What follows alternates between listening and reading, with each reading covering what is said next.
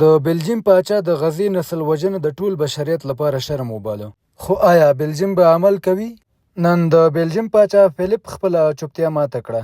هغه په خپل ملي پیغام کې په غزه کې روان ناورین وغنده او ویل چې دا یوه د ټول بشریت لپاره شرموونکې فاجعه ده.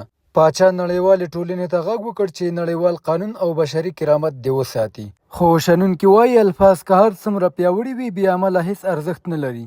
په بلجیم کې د فلسطین فعالان وایي یوازې 2 ورځې وړاندې د هند رجب بنسټ او د نړیوال قانوني اقدام شبکې لخوا د بلجیم د فدرالي څارنوالۍ دفتر ته بیړنۍ قانوني عریضې وسپارل شوې. د دیاب ابو جهجه په نوم یو فعال وایي په دې شکایت کې 2 اسرائیلي سرتیرو ته اشاره شوې چې په غزه کې د جنگي جرمونو باندې د ککړېدو په اړه معتبر تورونه موجود دي. خو دغه 2 کسان د بلجیم په بوم ښار کې د ټوماورلینډ د موسیقۍ په فستیوال کې لیدل شوي او لا هم په بلجیم کې آزاد ګرځي. ابو جهجه وایي سره له دې چې بلجیم د نړیوال صلاحیت اصل او د نسل وژنې کنوانسیون له مخې روښانه قانوني مسؤلیت لري، لا تر اوسه یې هیڅ اقدام نه دی کړی. تورن کسان لا هم آزاد دي او څارنوالۍ لا هم ارزونه کوي.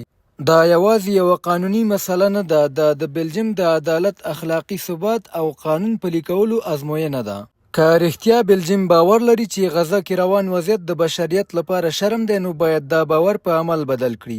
عدالت له معافیت سره یوځای نشي اوسېدی. دا وخت نور د چوپتیا نه دی، دا وخت د قانون د پلي کولو دی. دا وخت دی چې شکمن کسان ونیول شي.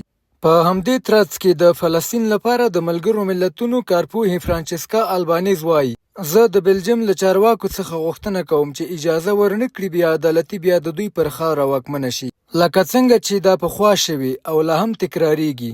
د اروپا په خاوره چې ګڼ شمېر غړي هیوادونه پکې نړیوال قوانین تر پښو لاندې کوي او د اروپایي ټولنې ارزښتونه سپکوي.